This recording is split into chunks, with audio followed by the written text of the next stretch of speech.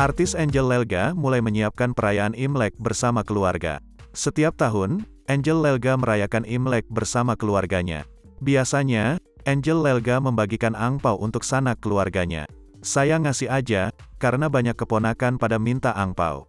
Syaratnya lucu, baru kasih angpau," kata Angel Lelga saat ditemui di Plaza Indonesia, Tanah Abang, Jakarta Pusat, Kamis, tanggal 27 Januari tahun 2022.